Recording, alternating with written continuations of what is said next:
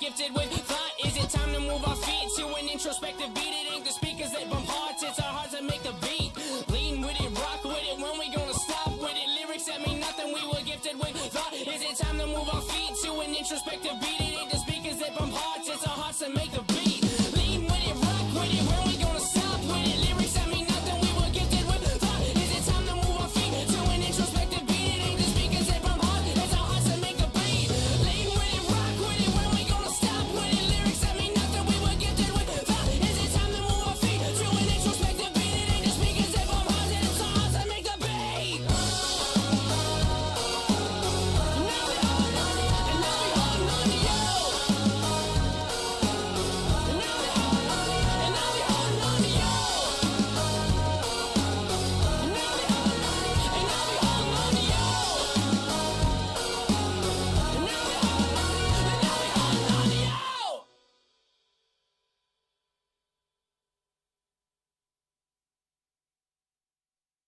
Am I the only one I know?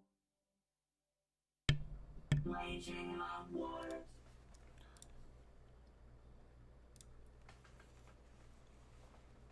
What is up, everybody?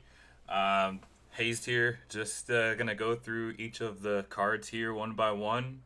Haven't really got to do one of these before, so pretty excited to get into it, give my rankings on it, and see all of the places that I was wrong on. It should be a pretty fun time. So, I mean, there's a lot of cards to get to, 200 something, I think, total 222.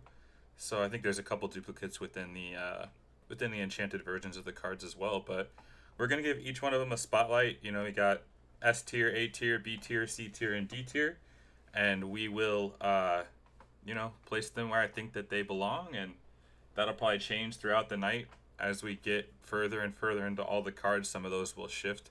I'm gonna try to keep them in order from left to right as well within each tier, but that may be a little convoluted, so we'll kind of see where we go. Without further ado, I'm gonna go ahead and jump into it here. With our first card, we got Prince Naveen, Storyborn, Hero Prince, Vanilla, 2/3, 2 cost, Inkable. I mean, this is, every color has one of these, I believe.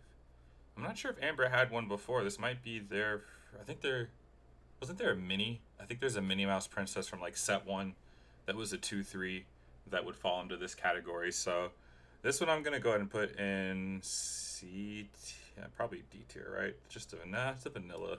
We'll throw it in C tier. First card, you know, feeling a little bit generous. Next card we got Chief Bogo. Chief Bogo is an inkable 4 cost, 4/4. While you have a character named Gazelle in play, this character gains Singer 6. Oh, this card's pretty bad. It's a 4 cost, 4/4. You can gain Singer 6, but you have to have a Gazelle, which is a pretty big restriction to it. Probably not ever gonna see play. I'm gonna say D tier. We can actually, let's change this to theme decks, because it can go into some kind of theme there, right? Like maybe as there's more Gazelles that can see more play, but I don't anticipate that being the case. All right, next card here. Let's see if we get a playable one. We're at Chip. While you have a character named Dale in play, this character gains support. 4 cost, 3/4 with support. Pretty solid stat line with support. Quest for 2. Inkable. And I know he has a shift target. We haven't got to it yet, but I'll throw this one in C in front of Naveen for now. This one may move as we get further in, but C tier is probably where that belongs. Maybe a B. Maybe I'll put this in B. Nah, it's C. It's C tier. I can't move it. There we go. Monterey Jack. 0-7 4-cost quest for 2. This could be Rapunzel food. You can use crab. 7 health is a lot of health. And again, it quests for 2. That is a lot of health. I remember there was a 4-cost card called Idara or something like that. That actually might have been a 5-cost. This is, I'm going to say it's a B tier card. Because I think there's potential to play something like that. That may change too, though, as we get, again, we're still early on here, so maybe being a little on the safer side. It's definitely not higher than B, but it could be a C tier card. Chip and Dale, Recovery Rangers. So this can shift onto either Chip or Dale, so you have options there. An 8-cost 6/6, shift 5. During your turn, whenever a card is put into your inkwell, you may return a character card from your discard to your hand. So this card in like a blue Fossa shell could be really good, but 8 cost is a lot, so you'd have to play blue. I mean, obviously if you shift it on 5, it's probably very good. But how are you, I mean, are the other Chip and Dales good enough? I know we talked about this on one of our pods before too, but I think this card is actually can be explored. Returning a character card from your discard could be essentially like drawing cards. And a 6/6 quest for 3 is no joke. However, if you're not shifting it, it's really bad. Because it doesn't do anything. I mean, unless you play it on 9, it doesn't really do anything right when it comes in. That's not true either. You could play it 1 jump ahead. I'm going to put this in the front of B for now. I may change that one later. Because that card, I think, could be explored. Judy Hopps, support, 3/6, 6 cost is a lot. At the end of your turn, you may ready another chosen character of yours. This one is an aggro card, but 6. How often is aggro getting that far? Probably not very often. I'm going to say this is probably in C tier. Because, I mean, I guess you could restand. I mean, we haven't gotten to Simba yet, but we all saw the Simba spoiled. I'm going to throw this one here for now. I think that might be where I'll keep it. Tiana, this card got a lot of talk. So she's a 3-cost uninkable 1/4. Whenever a character of yours is challenged while this character is exerted, the challenging character gets -3 this turn unless their player pays 3. This card is interesting to me, but it has to be exerted. So I'm sure most of us remember the 4-cost Tiana Steel from set 2 that had a similar stat line but had resist 2, and it had to be exerted, and then the opponent couldn't play, and your hand had to be empty, so there was 2 restrictions, and then your opponent couldn't play actions, which is very strong. This effect is pretty strong in a aggro shell, but it has to quest before you get the effect. Outside of doing some shenanigans like Mufasa, hitting this off the top with Mufasa, and then having it exert right away, I don't think this card's going to see... I mean, I'm setting myself to get blasted for sure on this, because I'm sure there's people that think this card is very good, but I'm going to put it in the back of B right now. But like I said, I could be wrong, because it's every character, it's not just her. So if you do have a bodyguard in front of her, they have to pay 3 to hit that too. That's pretty, yeah, it's pretty good. We'll keep it here. Grand Councilwoman, 2-cost 1/3. Whenever this character quests, your other alien characters get +1 lore this turn. So we've seen similar effects to this, like I think there's a Queen of Hearts that does it for villains. I'm not the biggest fan of cards when they need to quest. You get value from it unless that quest is going to win you the game. It is very hard for an opponent to not have interaction ready to go. So I don't lean towards this as much, but I'm going to put this in C tier, probably right ahead of Naveen. Yeah, actually it's fine right there, right after Judy. It could see play as we get more aliens, right? there's not a lot yet. I know we have Stitch, John Silver, a couple other ones from Treasure Planet, but not a whole lot yet. Okay, Dale. When you play this character, you may put the top 3 cards of your deck into your discard to give chosen character -3 until the start of your next turn. Okay, so hear me out. I think this card is actually pretty good. I wish it quested for 2, then it would be a lot more playable. It questing for 1 kind of ruins it for me. But what you're doing is fueling your graveyard for things like Chernabog. You can also make this have more targets, the Chip and Dale shift target, to be able to grab the character cards that Dale might have put into the graveyard without actually being banished yet. So there's some options there, but you're probably playing a pretty hefty character deck, so it would have to be something like a Mufasa shell or something like that. You could build around this, I think. And then -3 until the start of your next turn is also very relevant. Because if you're playing an aggro deck and you can minus a character's attack, that may be the only character someone has up and they may not have a rush character ready to go. I'm going to put these side by side in B tier. Because I think you have to play both of these together. Obviously the shift target. This is the #1 shift target and it shifts on curve. Those are interesting cards. I mean, I could almost move those to A. I haven't put anything in A yet. But I think it's more leaning just because that's my playstyle. I like the character decks, like the Mufasas. Even my Blurple deck only has a few non-character cards in it. But we'll leave it there for now. I feel bad I haven't even put anything in A yet, and we're through quite a few of the Amber cards. Alright, next Amber card we got Nani? Support. 3/5, 2 ink. Chosen character gets -1 attack until the start of your next turn. I am so sorry. Support. Another support card, 3/5. I think there's a similar Nani with Bodyguard that is pretty much the same stat line. I think she quests for 2 also. Doesn't have an effect like this where you can pay 2 ink to give -1. It's repeatable. So if you have a lot, I mean, there may be a yellow-blue Mufasa deck out there where you have some of this extra ink if you're out of cards. You could mine it, and it's the start of your next turn. So again, just like that Dale. I'm going to put this one in the back of B, though.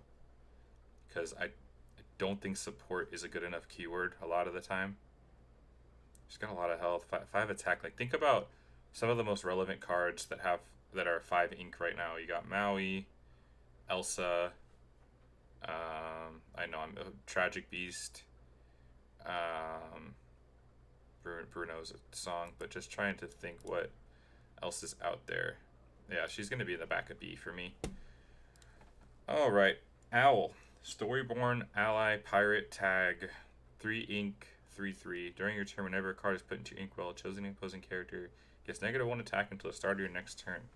That's a lot of these cards, huh? So again with the inkwell shenanigans too. So as you're putting stuff in to your inkwell, you could be minusing attack of other characters. Has to be opposing characters, so you can't play this with like a Muse and bounce something that you normally wouldn't be able to do that with. This is C tier for me. 3 cost 3/3 that only quest for 1 isn't gonna do it. This is so we'll take this one. Just leave it here. I'm not gonna do the enchanteds just because I think it's gonna confuse people, so we'll skip the enchanteds. Simba. This card's definitely at least an A, close to S. Simba's a shift 3, 5 cost uninkable, 4/4 that says at the end of your turn, if this character is exerted, you may ready your other characters. So something like a Steel Song, you could sing all your songs and then still protect your singers. Seems very good to me. He doesn't have to. Oh, he does have to be exerted. So you do need something to. That makes him a little worse, right? It's not just an effect that he always does. So I'm gonna put this one in A, strictly because of that. Because it has. I'm not a fan of the cards that have to be exerted unless they are very, very good. This is pretty good though. That's a pretty good effect. If it an end of your turn, so you don't get to use like ramp cards like Gaston and Pluto. You can't reuse them. Like your turn's over once they ready. You're just protecting them from being challenged. Um, could also be relevant with stuff like Ward, like a Goofy setup, to where Goofy just keeps questing and giving something else Ward, and then restanding like that. That's pretty silly. We'll see. I'll leave him in A for now. Nothing in S yet. I think we're getting close to one that I think will be S tier though in Amber. Kanga, whenever this character quests, another chosen character of yours can't be challenged until the start of your next turn. 3 cost inkable 2/4 with only 1 lore. This is another chosen character of yours can't be challenged until the start of your next turn. Has to quest though. If this didn't have to quest, it'd be good. But because it has to quest, I'm gonna put it in C. It's just not good enough. And it only quests for 1. Yeah, and it's uninkable. I don't think it's good enough. I think Tiana is much better than this card. Yeah, Tiana is much better than that card. Oops, let's slide Tiana over here. There we go. Rabbit, a 1 cost, 1/2. When you play this character, you move up to 1 damage from chosen character. He's a pirate, so that is relevant as well. It's probably still not good enough. This might go down to the theme decks for me. Removing 1 damage from chosen characters, and it's only 1 cost. Like, you're not doing that on curve most of the time, so it's not like a follow-up of, say you play a 1-drop Mulan and then you play this. That you're not going to want to do that because you'd rather play a 2 cost, you know what I mean? So I'm going to throw this in the theme deck category. Not really going to be playable. The other half of Kanga, we got Rue, another pirate, 2 cost, 1/2. When you play this character, you may give chosen character -2 until the start. Man, there's a lot of these minus attack effects in Amber. I mean, they've always kind of had them, but it's almost every other card that we've looked at so far in this set. 1/2 is a bad stat line. It is a pirate, which I guess could help it a little bit, but I don't think it helps it enough. Again, only quest for 1. Yeah, this is going to be right next to Kanga. We'll put this in C tier. I don't think that's going to... -2, though. It's the start of your next turn, too, and it's when you play. So, again, it's not a quest ability. It's when you play. Probably still not playable. I'm going to put it at the front of C. I'm going to put it on the other side of Kanga. Mr. Litwack. This is from Wreck-It Ralph, I think, I want to say. Yeah, arcade owner has to be Wreck-It Ralph. 3 cost, 2/3. Once during your turn, whenever you play another character, you may ready this character. He can't quest or challenge for the rest of this turn. So essentially, double singing only. There's a lot of 3 cost songs in Amber and Steel Song. They play a lot of 3 cost songs. So this could be pretty good. But you have to have both songs, unlike Ursula. I mean, I feel like again, Steel Song doesn't have access to Ursula, but same stat line, but you would need 2 songs instead of just 1. This is probably, I'm going to put it at the back of B. Probably not going to see a lot of play. Could potentially see French play, but I don't think so. Jim Hawkins. This is the Timmy in me. This card makes me a little excited. He's a 7 cost, 4/7 bodyguard. When you play this character, look at the top 4 cards of your deck and reveal any number of pirate cards and put them into your hand. Put the rest on the bottom of your deck in any order. So I think the best card to compare this to is Surfer Stitch. You play Surfer Stitch for 7. He's a 4/8. You draw 2. This has bodyguard. You'd obviously have to play pirates to make this card work. But if you're playing pirates and you can set your deck to have enough pirates in it to where you're at least hitting 2, I think it's pretty good, pretty comparable to Surfer Stitch. I'm gonna put this in A. I think that might be a hot take, but I'm gonna put this in A. I think it could be an interesting card, and as we get more pirates, it's just gonna get better and better, more playable pirates. I mean, a 4/7 7 health is no joke, and to throw that in front of somebody, in front of your opponent, as you have a board full of pirates, it can be pretty difficult for them to deal with. So I'm gonna keep that in A. Good job. Chosen character gets +1 lore this turn. This card's bad. You're spinning a card to give 1 lore and do nothing else. It's just bad. Not much to it. I'll put it at the back of C. Probably actually put it in the theme deck category. If you want to play a Zootopia deck, you got 2 cards here already for you. I won't give in 2-cost Song, Inkable, return a character card with cost 2 or less from your discard to your hand. That's not bad. That's not bad, actually. You can find it with Ariel if you're playing Steel Song, so you don't brick. Is it good enough, though?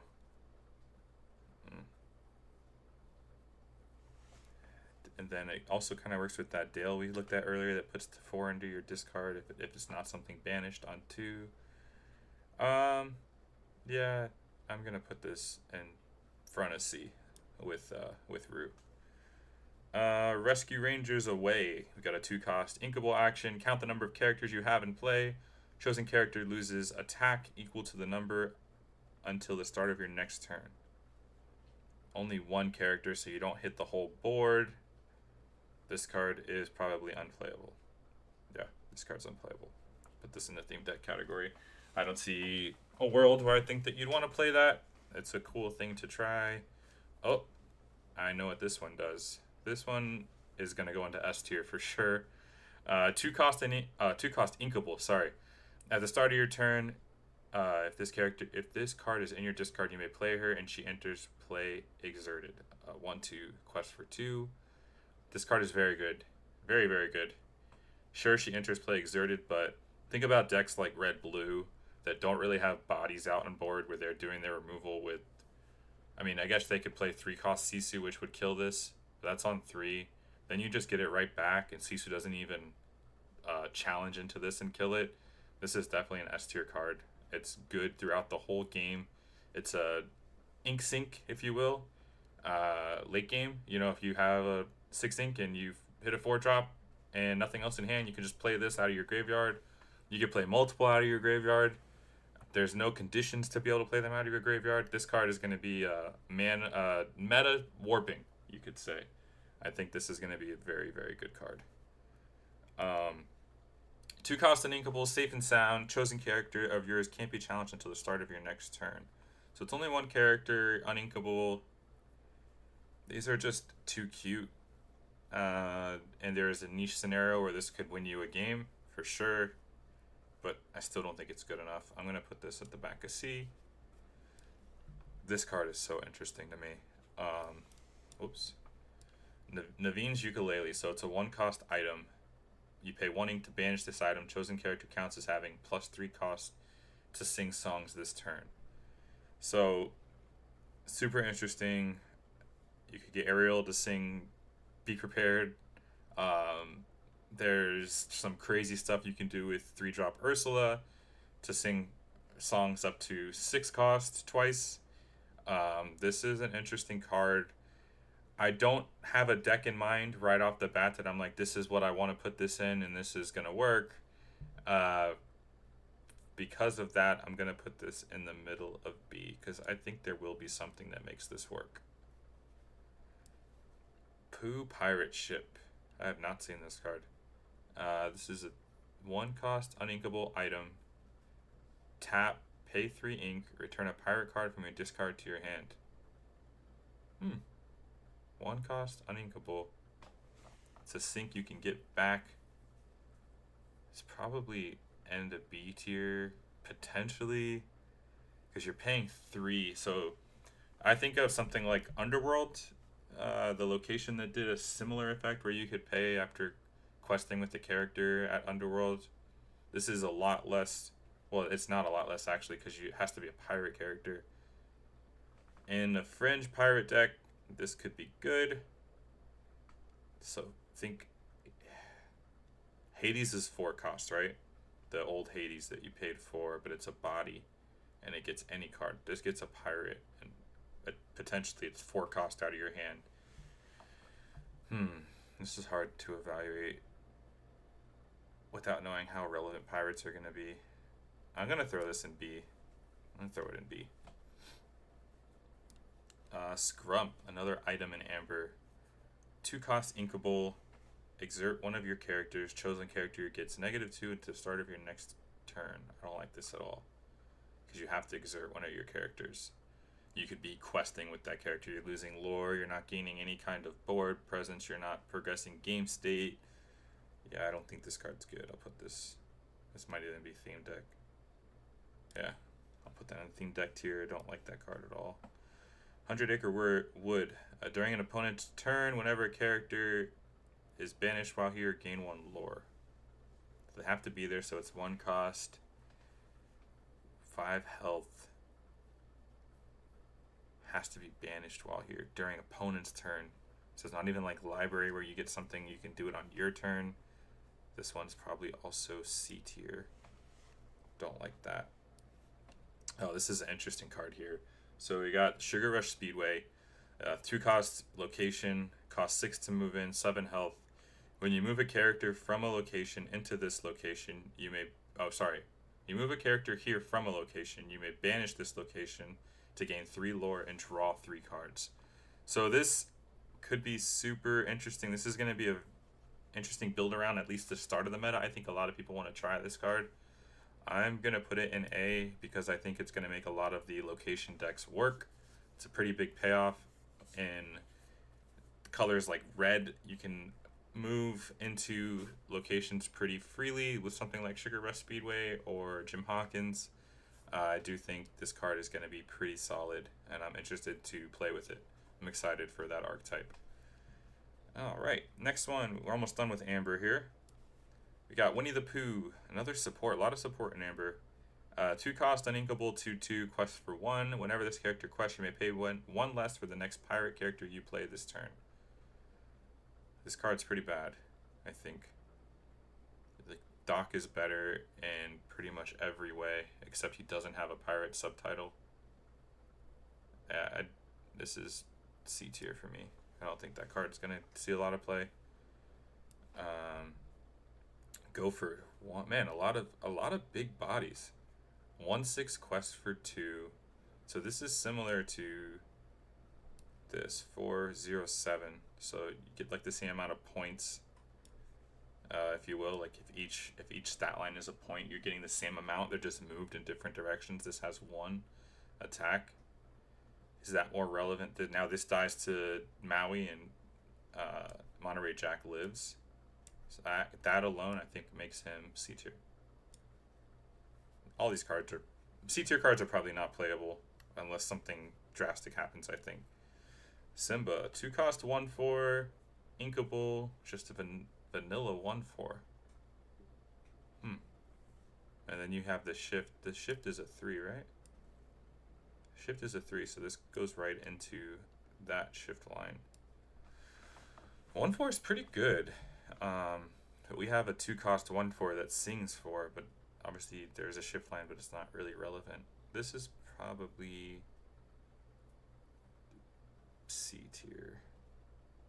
If it quested for 2, it'd be really good, but it doesn't. So, Chip, 3 cost, 3/3, inkable. When you play this character, chosen character gets +1 lore this turn. This is similar to Donald, but Donald has bodyguard and 1 less attack. This is probably not going to get played unless Chip and Dale, the shift line, becomes pretty meta relevant. And here's Dale, 3 cost, inkable, 3/4. This character enters play exerted unless you have a character named Chip in play. I actually like this card a lot more than the other one. He's a 3/4, so he's more health, but he comes in exerted if you don't have Chip. But still, if you're on the play, what's going to kill that without... I mean, if it puts damage on it, now you have Rapunzel value, potentially. I actually like this card a lot. Think about, like, we have uninkable Moana, right? Like, that's a pretty good card to compare this to. Obviously, she doesn't come in exerted like this probably does most of the time. I don't think you have to even play Chip to play this card. I'm going to put this at the front of B. I think this card is going to be... Oh, where did I just lose it? I just lost it. Dale is gone. Oh, I don't know where he went. Oh, here he is. Alright, there we go. Yeah, I think he's at the front of B. I do like this card a lot. Alright. We got David. While you have a character named Nani in play, this character gets +2 lore. This is probably unplayable until we get a good Nani, which we don't have. So I'm going to put that in the theme deck. I'm not going to talk about it too much. Prince Naveen. We got a shift target for Naveen. Shift 3 bodyguard 2/6. Pretty bad. Compare it to Robin Hood. Robin Hood's a 3/6 with a much better effect. And even he's almost not seeing play in some decks. So this is probably in C tier. Alright, finally switching colors here. We are moving over to purple. Purple, purple, purple. And guys, if you're watching and you have a comment you want to throw about this is where we're at in Amber so far, you think that I am wholeheartedly wrong in some of these, like, I will hear it, because I know I'm going to be wrong on some of these cards. There's no doubt there. I think some cards may surprise us, but I feel pretty good about this. I mean, I know this is probably higher than most people have it, but I like pirates, so we'll see what happens. All right, so moving on to Amethyst, we have Madam Mim.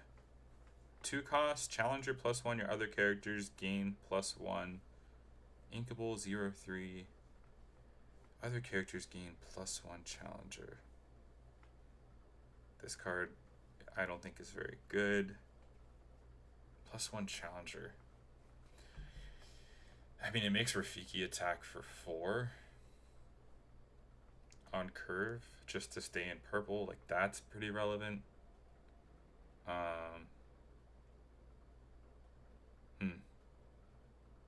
I'm gonna put this one in B. It's gonna be hard to organize these because they kind of just, it's hard to sort them. All right, this is already probably my first mistake I've made in this set. I remember when this card was spoiled and I said I think this card is garbage. I don't think it's gonna get played at all. And now I am playing it in my Blurple deck because I had Alice and Goofy had not been released yet when this card was first spoiled, and I think Alice and Goofy, both of them, make this card very good.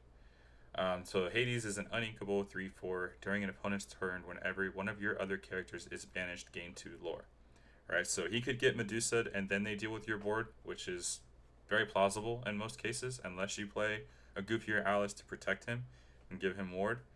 But if they don't have the Medusa and they have to B prep is their only answer, this card is very good.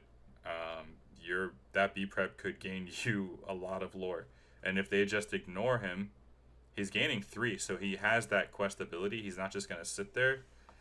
I almost want to put this in S, just because of it's performed really well for me so far. I'm gonna put it in S, and I was wrong. I said this card was going to be bad, and I was wrong. Like I said, there's going to be a lot of that, but at least we're starting that discussion, right? All right. Genie, 3 cost 4/3. This is vanilla stat line, inkable, C tier. This is not going to see any play, I don't think. So we won't spend too much time on it. Oh, we're already getting to a second column here in C tier.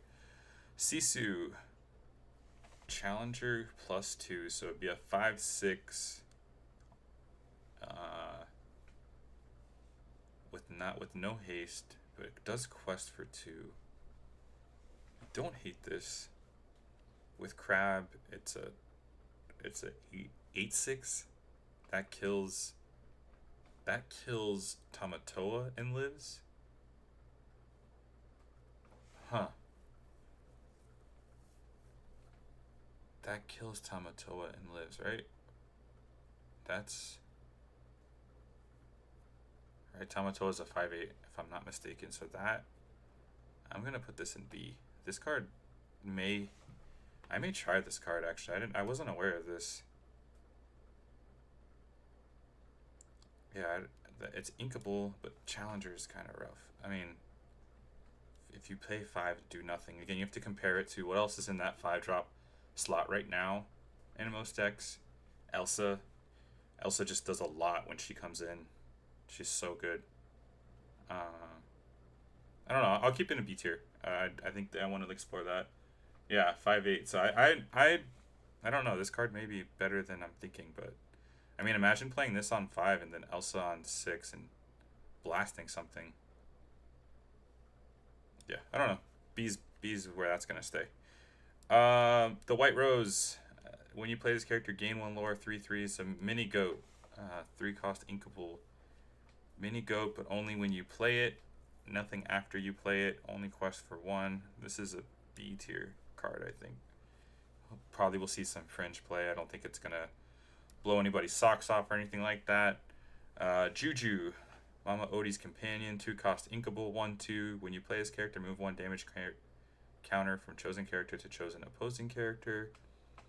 So maybe in a self damage, but only 1 damage is typically not enough. This is going to be a C tier card for me. Rafiki, we got another Rafiki. One cost, another 1 cost Rafiki even. 2/2, inkable, and in purple.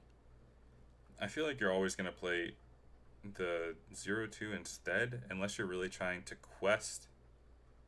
And yeah, I don't think this card's going to see play. We got a Tinkerbell that's like a Minnie Mouse. She's a 1/3 evasive, quest for 2, 3 cost inkable. I'm not sure she's going to see play just because Minnie Mouse doesn't even see play anymore. So I may throw her in B because I know there are some cards that care about Tinkerbell being in play that Peter Pan has. So maybe there's a deck that builds around this, but yeah, I'm going to put her in B tier. The Carpenter. It's a funny card. When this character is banished, you may exert chosen character. This is in very worse Pinocchio. Obviously inkable. And it has to be banished before. I don't think this card's good at all. Yeah, I don't like this card. If it dies, it only quests for 1. If it quested for 2, maybe, but I don't think this card's gonna see any play. I think it's very good. Iago, when this character is banished in a challenge, return this card to your hand. 4 cost, inkable, 4/2, not evasive. When it's banished in a challenge, it doesn't say on your turn or opponent's turn, so you can challenge with it, which that's interesting. I still don't think it's good enough. I know there's a couple other cards that do something similar.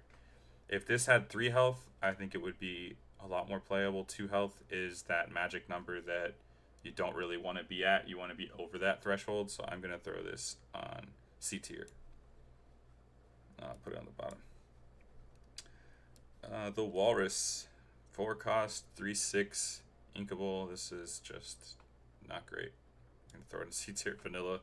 Not much to talk about there. Scar. Scar is a rush with Challenger 3, 6 cost, uninkable, 4/4. So he's potentially a 7/4 right off the rip. That kills a castle, a Queen's Castle. And he quests for 2 after. Uninkable, only 4 health. So Mim could trade with it. I'm going to say this is probably in B. But I could be wrong. I could be wrong on this one. That card may be better than I think. And that art's awesome. That art is really, really cool. If I was rating it on the art alone, this would be an S for sure. Okay. So here's that Tinkerbell. We were talking about something that Minnie Mouse doesn't have a viable shift target. Well, I mean, she does, but doesn't really get played. Tinkerbell, shift 5, 5/6, evasive. Whenever this character quests, your other fairy characters get +1 lore this turn. So similar effect to, I think we had like the alien character that did that.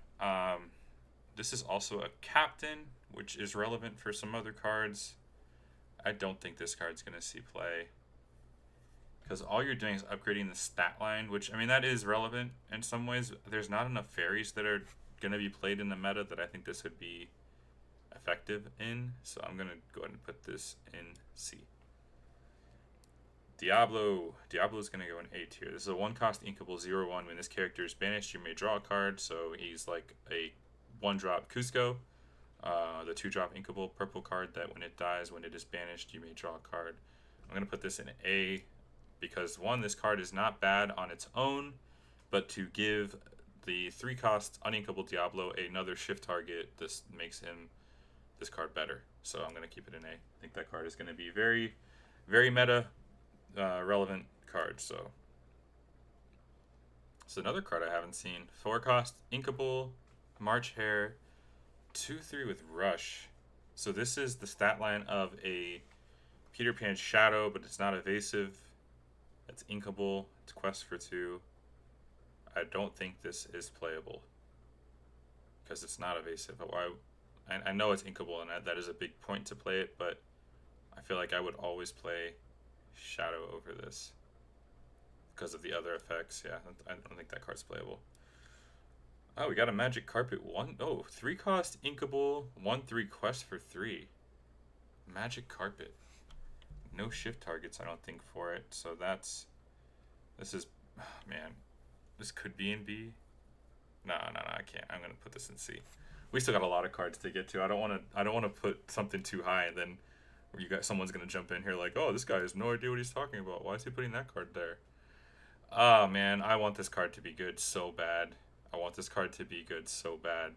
I love this art. I think it's very cool. So it's a 9 cost uninkable Rafiki, shift 7, 6/6, quest for 4. During your turn, whenever a card is put into your ink pool, you may draw a card. There is a lot of cards that can put into Inkwell in a specific color combination that I love to play called Blurple. I think this card, I haven't really tried it yet. I need to try it. I'm going to put it in B for the time being. But I would love to be wrong. I mean, Quest for 4. Is it better than Mufasa? That's the question you have to ask yourself, and I don't think it is. Actually, I'm pretty sure it's not, because Mufasa with Alice now is so good. There's not many things that can kill Mufasa at that point. So, yeah, I'm gonna throw this one in B. Genie, 4 cost, uninkable, evasive, 2/4. When you play this character, draw a card. Not a May trigger. You have to draw. Oops. Put that there. Found that out earlier when I was testing with this card. It is not a May, so if the opponent has a Diablo out and you play this, they are also drawing a card. This is an A tier card for sure. I think this is going to replace Rabbit in some decks because of the questing for 2 and it being evasive. This card, I think, is going to be pretty meta relevant. So, A tier. Sisu. When this character quests, reveal the top card of your deck. If it's a dragon character card, put it into your hand and repeat this effect. Otherwise, put it on either the top or bottom of your deck. So, it has to quest. Yeah, this card's bad. Until there's a lot of dragons and you can do a complete dragon deck, this is like completely unplayable. Yeah, card's not good. I mean, I'll put it in. No, I'm not even gonna. It's a bad card. I don't think that card's gonna get played ever. Madam Mim, 3 cost, uninkable, 2/3. You can pay 2 ink, choose and discard a card, gain 1 lore. This is another one I think could be relevant for that extra reach at the end of a game. If you have that extra ink, you have those extra cards, you can still quest with her and then use that effect. You can use it multiple times as long as you have a card to discard in hand and immediately gain lore. I'm going to put this at B right now, but I could see this is like B tiering towards A. So let's put this at the front of B. Let's see here. Yzma. I like this card a lot. This is also currently in my Blurple list. I think it is a super interesting card. It helps to play around things like a Clarabelle. When you're playing against green, you can empty your hand and still have something that will draw you cards. It's a 3/3, so if you have a lot of cards, you can still quest with it. It doesn't always have to use its ability. It has a little bit of flexibility in that regard. So I'm a fan of this card. I'm going to put this one in A. I think that I didn't even read the ability. If you have fewer than 3 cards in hand, you can tap her and draw until you have 3 in hand. So, yeah, I do like this card. Mama Odie. Whenever you play a song, you move up to 2 damage counters from chosen character to chosen opposing character. 5 cost, uninkable, 4/5. Love the effect. Not a fan of the lore questing, and not a fan of, uninkable. The 4/5 is a good body for 5, but it's just, I don't think this is going to be good enough. I'm going to put this one in C. Oh, this is another one I really wanted this card to be good. I want all the Peter Pans to be good, but I wish it was inkable. It's not, unfortunately. So 4 cost on inkable. During your turn, whenever a card is put into your inkwell, exert chosen opposing character. It's a 1/3, which is not a great stat line. You have to choose, so it doesn't get around ward or anything like that. This is the C tier card for sure. Mad Hatter, 1 cost, 1/1. Whenever this character quests, you may look at the top card of chosen player's deck, put it on top of their deck, or into their discard. I actually haven't seen this card. This is kind of good.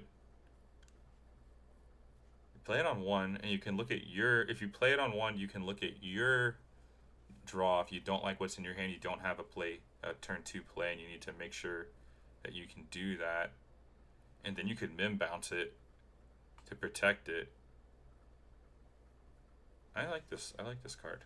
I may put this one in A, actually. Yeah, I'm going to put that in A. I have not seen this card. Huh, interesting. Very Merry on Birthday is a 1 cost action song. Each opponent puts the top 2 cards of their deck into their discard. Each opponent puts the top 2 cards of their deck. So this is a mill card. If mill becomes a thing, this could be a decent card. Yeah, I'll put that in B for now. We'll see what happens with mill. I know a lot of people are excited about this one, so let's get into it. It's Genies, a 7 cost inkable, 4/7, shift for 5. Whenever you play a card, draw a card. At the end of your turn, put all the cards in your hand on the bottom of your deck in any order. This card is a build around. I don't think it's bad. It just requires a certain amount of setup. If you have something like an Yzma out and then you play this, it's much better because you're always able to draw those 3 cards, but you're kind of sitting there dirtling instead of progressing board state because now Yzma's not questing. And you're drawing, every time you play a card, you're drawing a card. So you're drawing a lot of cards. It's a lot of cards. I'm going to put this one in B. I'll put it at the front of B though, if I can figure out. There. Why don't you want to go there? There we go. Alright, next we got a 3 cost inkable making magic action. Move 1 damage from chosen character to chosen opposing character. Draw a card. It's a draw a card, I guess you can cycle, but this is unplayable. Don't think that card's any good. Alright, almost done with Amethyst. Lose the way. Exert chosen character, then you may choose and discard a card. If you do, the exerted character can't ready at the start of their next turn. If this was a song, it would be playable. It's not a song. I don't think it's playable. The thing that makes Pinocchio good is that it is a character that you can repeat the effect. I know this is inkable, that's uninkable, but to pay 2 just to exert a character and then discarding a card, so you're effectively 2-for-1ing yourself. You could buy a turn, so if the game is that close to where you're stopping them from ending the game, it could be good. God, this would suck if someone played that against a Mufasa. You exert him and then he can't ready. That's brutal. Yeah, I still think this is a C tier card, and I don't think it's going to warrant a deck spot. 5 cost, action, seeking the half crown. For each sorcerer character you have in play, you pay 1 ink less to play this action. Draw 2 cards. That's actually pretty good. There's a lot of sorcerers. Isn't all the Merlins? I'm pretty sure all the Merlins are sorcerers. Is Mim a sorcerer? Yeah, Mim. So the Mims are this card is where did I just put it? This one. What ink does this have to be for it to be good enough, right? Is it 2? Is it 3? It's uninkable. You already have friends. This doesn't get hit by friends. I mean, people are playing a 5 cost inkable draw 3. This only draws 2 for 5, but it could be way less than 5, potentially. On an open board, this would suck with nothing out. I'm going to put this in B. I think that card could definitely see some play. Staff. This one I was pretty high on when I first saw, but I think I'm gonna have to see some more proof before I think it's like really, really good. I'm willing to put it in A for now because I do think there's going to be game plans that can utilize this card. So we'll read it out. It's a 2-cost inkable. Whenever one of your opponent's characters, items, or locations is returned to their hand from play, gain 1 lore. Cool card, cool art. I'd like to see it work. I'm going to put it in A. I think you have to have a deck completely tuned for that archetype. Mad Hatter's Teapot. This is another mill card. It's a 2-cost item. You can tap this item and play 1 ink. Each opponent puts the top card of their deck into their discard. So you're doing that every turn. Not the worst. I'm probably going to put this in C, though. Don't think it's going to see play. That doesn't work. Yeah, that doesn't work with Prince John because it's not from your hand. Pixie Dust. It's another item. Exert, pay 2 ink. Chosen character gains Challenger +2 and Evasive until the start of your next turn. So they have Evasive for the whole turn. It's a repeatable item. Doesn't give Rush, though. I like the theme. I like the theme of the card. I just don't think it's going to see play. I don't think it's very good. Purple got a 1-cost location at like a Neverland. I'll put this in B because I think they needed this. So it's a 1-cost, 1 to move a character in, 4 health, gain 1 lore per turn. It's a relevant card. Neverland gets play. I think this will get play for those location decks. Mystical Tree. Not seen this card either. At the start of your turn, you may move 1 damage from chosen character here to chosen opposing character. At the start of your turn, if you have a character named Mama Odie here, gain 1 lore. This card's unplayable. It's too much setup. I don't think it's gonna happen. All right, we're in Emerald now, so we have some fun cards in Emerald. That's for sure. Transport Pod. At the start of your turn, you move a character of yours to a location for free. This is gonna go in B tier for sure for those location decks out there. Whether it's gonna be green-red, green-yellow, being able to move for free. Green-yellow, right? So let's just take this for example, right? At the start of your turn, you move a character of yours to a location for free. Even if they're already at a location. So with something like Speedway, you could just throw that character into Speedway, pop it, draw 3 cards, gain 3 lore. You're off to the races, right? Transport Pod is going to be a good card. Definitely B tier playable card. Probably will be in the meta at some point. I don't know how many decks are going to play it, but I do think it's going to be a good card. Perilous Maze. Whenever a character is challenged while here, each opponent chooses and discards a card. Wow, this is a pretty... It's like a reverse library. It's the same one to move. They discard when they're challenged. You have to like kill the location first. This is a good location. Yeah, I'll put this one in B as well. I'm not gonna put it in A, but I do think it's a good card. This one, so Owl Island. I'll read it out first. 3-cost uninkable. For each character you have here, you pay 1 less for the first action you play each turn. Whenever you play a second action in a turn, gain 3 lore. So you can sing with Ursula in here and immediately gain 3 lore. That's pretty awesome. This actually is probably going to go to A. I want to mess with this card and see if I can break it somehow. It should be pretty interesting build around. So we'll throw that one in A. It's our first Emerald card in A. Alright, we got Stitch. The 626 set 6 card 26. They put him in the amber. It was pretty cool. I like how they did that. Ravensburger always doing those cool little touches. 2-cost inkable. Stitch Little Trickster. 1/3. Pay 1. This character gets 1 attack this turn. That is repeatable. So you could make him a menace. This card is potentially pretty good actually. 1/3. Yeah, I'm gonna put this in B tier. It's playable. So this is like playable, unplayable. Yeah, that's the way I'm doing this. Jasmine, 3-cost, inkable, 2/3. By order of the princess, when you play this character, choose 1. Exert chosen damage character. Chosen opposing character gains reckless during their next turn. They can't quest and must challenge if able. This card is like Lyle a little bit, but not as good. Play this exert chosen damage character. So again, chosen, so it doesn't hit ward. How often are you gonna have a damage character on one or two? Probably not super often. I'm gonna put this one in C. I could be wrong because I know there's a shift target for it, so that she could potentially be a B, but I don't think so. Captain Hook, 3-cost inkable 1/4. While this character is exerted, opposing pirates characters can't quest. Whenever this character is challenged, draw a card. This card's pretty good.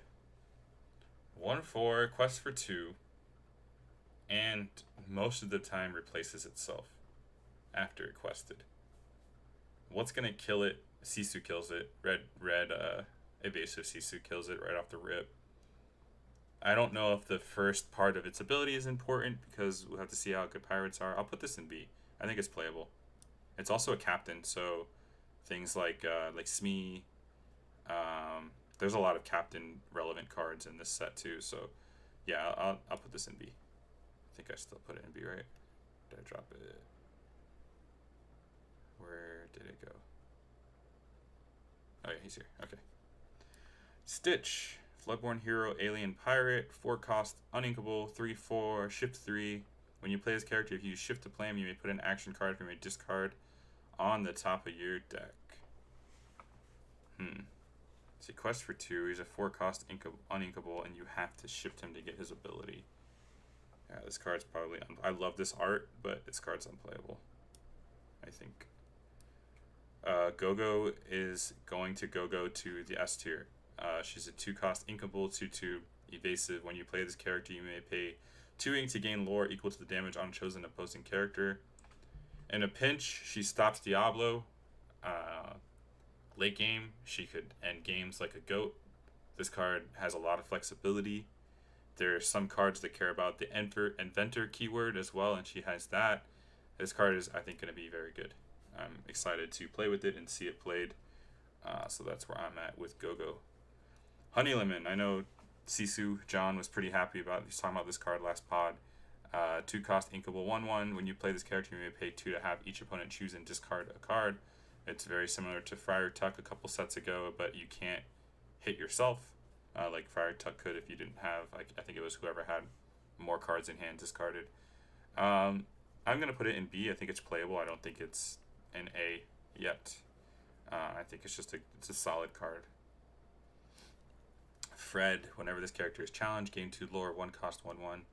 This is a good aggro card. Very good aggro card. Against anything but steel, you know. And you're at least gaining probably 3 lore with him. And he's an aggro card. Like, that's pretty solid. Inkable. So we'll put him in B. Definitely playable. In my opinion, Toodles. 1-cost, 2/2. This is just a vanilla 2/2. There's no shift target, no nothing. So this is for theme decks. Dawson, 3/4, 4-cost, inkable. This is just not a great card. 3/4. We have 3/4s that are 3-cost now, so this is, yeah, I'm gonna put this unplayable as well. Heathcliff, 4-cost. See, this is a 4. Like, how are these even comparable? The 4-cost 3. Oh, I guess he has 1 less health. This one has Ward. Quest for 2. Still not sure this is good enough. 3/3 isn't the worst stat line. It's gonna trade with pretty much whatever kills it, unless it's like a Maui. I'll put this one in B because I think people will play it. I think we'll see at least some form of that card. Basil, 3-cost inkable, 3/2 evasive. I know there's a shift target for it. This is probably not very good. I think the only reason you would play that card is for that shift target. Outside of that, I don't think it's good enough. Oh, we just talked about captains a minute ago. While you have a captain character and play this character, gets +2 lore when he quests. Donald Duck, 3-cost inkable, 2/3. Interesting card. Pirate subtext, hero subtext. This could see play if on a yellow-green aggro pirate or green steel pirate, red-green pirate. Who knows? We don't really know what that pirate subclass is going to be, archetype. I think this could see play because of 3-cost that quests for... I don't know, 3-cost for quest for 3 at 2/3. Would that even be playable, right? Because Piglet is a 2-cost that can pretty reliably quest for 3. I'll put this in C. People may not like that one, but we're gonna do it. 4 cost, Inkable Daisy Duck, another pirate captain. Oh, so that's a cool flavor. Donald and Daisy, they kind of work with each other. Whenever one of your pirate characters quests while at a location, draw a card. That's pretty good card draw for red green. Red green doesn't have card draw outside of like Diablo and stuff like that. This could help that. I'm gonna put this one in B. Actually, I think this card could help that deck become a thing. Because you could put your pirates in, like, again, in red green. Let's just use Jolly Roger for example. You take Jolly Roger, they move there for free. It gives them rush. They don't have to swing into something. They can quest and then draw a card. Like, that's pretty solid. Yeah, I think that might be interesting. Myrtle Edmonds, 1/3, Lilo's Rival. 1 cost Inkable. This is probably never getting play. Because there's no shift line, right? So most of the 1 cost that we have a shift line tied to it as well. And that one doesn't, so. Prince Philip, 3 cost Inkable. 3/2. He is a prince, which that's a keyword that has some merit. Ward, 3/2. And I'm gonna put it. This could be a B card, but I'm gonna put it in C. This could be B. I could see people playing that card when they need extra cards, right? Jasmine, shift 5, 5/5, 6 cost Inkable. When you play this character, if you use shift to player, return all other exerted characters to their player's hands. So this with staff is super interesting to me. I want to mess with it. I'm going to put it in B. I don't think I want to put it higher than that yet because it has to be shifted to get that text. It's hard to make two cards have to be together in order for this to be effective combo. And it's a powerful combo, but it's not like I'm winning the game now because I did this combo. So because of that, I'll keep it in B tier at the moment, but that could change. Oh, this is my dad's favorite card of the set. Oops. Oh, and I just dropped it. Here we go. 7 cost Peter Pan. 4/6 Inkable. This character enters play exerted. While this character is exerted, each opposing player can't gain lore unless one of their characters has challenged this turn. So this turns off locations right away. So no locations are going to gain lore unless you do something like the Speedway and trigger it that way. They have to challenge first, so that you can't do that before the ready phase, obviously. So this does turn off locations. It turns off goats. Anything that would typically gain lore, they have to challenge first. Now, they don't have to banish Peter Pan. They just have to challenge one of the characters. So they could take one of their weaker characters and throw it into Peter Pan or into any character, really. Doesn't have to challenge him and end his effect and then quest after. But he's at least taking 1 challenge before that happens. 7 is a lot. That's why I think I'm going to put it in C. Sorry, Dad. I know you like this card, but yeah, that's going to go in C. Hercules, Ward, 6 cost Uninkable, 6/3, 3 ink, deal 1 damage to chosen damage character. I hate these texts that has to be damaged first. This card I think is unplayable. Because, yeah, I just think it's unplayable. I know it has Ward. You can sit there and just ping stuff, but you have to damage them first. So, yeah, I'll put it in C. I'm not going to put it in theme decks, but I don't think it's going to see play. Alistar Kree, when you play this character, if an opponent has an item in play, gain 1 lore. This card's probably not going to see play either. 3 cost 2/4 Lyle stat line, but just you're gaining 1 lore, then he only quests for 1. Not a good enough effect, I don't think, and it's too fringe. So I'm going to put this one in C tier as well. It's just to give you guys, because I know you can't see the whole screen here, so just to give you where we're at in C and S. I mean, we only have 3 cards. All right, Gazelle. 2 cost Inkable 1/2. When you play this character, chosen character gains evasive until the start of your next turn. So that's better than something like a Tinkerbell. Yeah, so that is gonna be till your next turn. So you could give something evasive to kill something like a Diablo, or you can just quest aggressively with it. This card might see play. I'm gonna put it in B. I'll put that one in B. Oh, Goofy's so good. I think this card is so good. It's going right to S, but we'll talk about it a little bit. 5-cost Inkable, 1/4 with Ward. Goofy says, whenever this character quests, chosen character gains Ward until the start of your next turn. So you combo this with something like Hades that we have in S tier as well. Mufasa, Tamatoa, the list goes on and on. Any card that you want to make sure you're questing with that card, Goofy setting it up could potentially win you games. This is an S tier card, in my opinion. Bellwether. During your turn, whenever a card is put into your inkwell, chosen opposing character gains Reckless during their turn. This card's also pretty good. Turns off questing. Yeah, this card, actually, I'm going to put in A. I think this card is going to be pretty relevant. Whenever a card is put into your inkwell, chosen opposing character. I mean, you could hit 2 or 3 characters in one turn. I know it's uninkable. It's 2/3. Not an incredible stat line or anything, but I do like this card.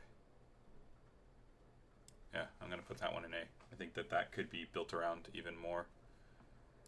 Basil's very good. This could also be an S. I'm probably going to put this one in A for the moment.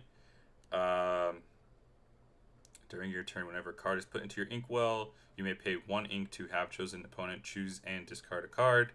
He's shift 4. He's a 4/5, quest for 2. This card is good. It's going to be very meta relevant. I'm going to put it at the front, if I can. The front. There we go. Of A tier. Right, like he's like right there. I could see it being S, but I kind of want to see a little more before I make that decision. This is an aggro card. 2-cost, uninkable, Olivia Flaversham, 1/1, quest for 3. We'll throw this one in B. It's going to get played. Nothing crazy about it. It's just we have Simba like that. We have Pinocchio like that. I think, does Amber? Amber's the only one that doesn't, and maybe Blue and Sapphire. Maybe the only 2 cards that don't have 1/1s. Am I missing? I'm trying to think in Amber. I'm pretty sure that they don't have one, but... Okay, this card has seen a lot of talk, right? Bend to my will. Each opponent discards all cards in their hand. 7-cost action. So with something like that location we talked about earlier, you have a bunch of characters in said location, and then you can discard, or make this action very cheap and discard their whole hand. 7-cost. How many cards are in their hand at that point? There's a lot of bounce back mechanics to get cards in hand, like locations or items that can get you right back into the game. I personally don't think this card is going to be super, super good, but I think people are going to play it. I'm going to put it in B tier. Prepare to board. Chosen character gets +2 attack this turn. If a pirate character is chosen, they get +3 attack instead. 1-cost action. This is going to be in C tier. I don't think it's going to get played. Even if a pirate deck is relevant, pirates already have a lot of attack. To waste a dex, I don't want to say waste, but putting a deck slot on there, outside of with that location, it could be good if you have multiple different actions that you can follow up on. I could see it, but outside of that, I don't think it's gonna happen. Heffalumps and Woozles is a 2-cost inkable song. Chosen opposing characters can't quest during their next turn. Character, not characters. I think I said S there, but it's only 1. Can't quest during the next turn. Draw a card. This also cycles. This card's going to be good. I'll put this one in A. I think this is going to be very good in the meta. Stopping cards from questing, because again, there's so many cards now that have to quest to be effective. Think Flaversham, for example, right? Like this could turn off Flaversham for a turn. You draw a card. And now they don't get to draw off their item removal, right? They're sweet, right? So that's pretty interesting card. I like this one a lot. Mosquito Bite, put 1 damage counter on chosen character. This is unplayable. 1 damage counter. I'm trying to think. Am I wrong? Is this no, this card's unplayable. It's not good. Fire the Cannons actually kills stuff. I know it's uninkable, but it actually kills stuff. Ready chosen character, you came back. I think this card is insane. I think it's going to get broken by cards like Mufasa, cards like, in combination with Goofy. Yeah, I think this card's insane. I don't know if I want to put it in S. Yeah, I do. I do want to put it in S. So it says, I didn't even read it. It's a 3-cost uninkable, already chosen character. So you're able to quest with it too. It's not just a ready and you can't quest, you can't challenge. No restrictions there. So with something like a Mufasa, you're able to quest 8 lore in one turn. If you have this in your hand on the turn you untap with Mufasa. So yeah, good card. I like it. Megabot. This item entered play exerted. 2 cost, uninkable. Banish this item, choose 1. Banish chosen item, banish chosen damaged character. Enters play exerted. I don't think this card's very good. It does banish an item, but like, wouldn't you rather just play the 1 cost Clarabelle that's already getting played in the meta? Yeah, I think that card isn't going to be good enough. Galactic Communicator. 1 ink, banish this item, return chosen character with 2 attack or less to their player's hand. Return chosen character 2 attack or less to This is not great. It's a lot of setup. I think this is also not going to get played. Alright, so that does it for the Emerald cards. We'll do a quick little overcap of where we're at. 3 colors in here, so what, that's halfway through? Yeah, we have 3 more colors left. Yep. So we got only 5 cards in S tier so far. See what you guys think of that. If anybody's got comments so far, I think I have something too low already or too high already, I'd love to hear it. Just throw it out in the chat there and I'll bring it up. Alright, so we'll get into Ruby here. Ruby has some interesting cards as well. This set is very powerful. I think I'm really excited for this to come out, which is why I wanted to do a set review on it. So first card we got for Ruby is Mickey Mouse, Pirate Captain, 5 cost inkable, 4/4, shift 3. Whenever this character quests, chosen pirate character gets +2 attack and gains. This character takes no damage from challenges this turn. This is interesting. Don't really think it's great, but I'm not going to count out the pirate synergy because they printed a lot of pirate cards, and I think that there's going to be something that works. I think of something like there's a Captain Hook from a couple sets ago that's 5 cost that says whenever it challenges it can ready, like a Scar, for example. Imagine putting this on that hook. It kills the entire board, or every character that's exerted and doesn't take any damage, and attacks for 7. I think that's pretty good. I'm going to throw this in B for now. Definitely going to be cracking lots of product this set. Still trying to get my hands on a Mufasa though. Yeah. Perfect. That's going to go in B. So we'll put that one there.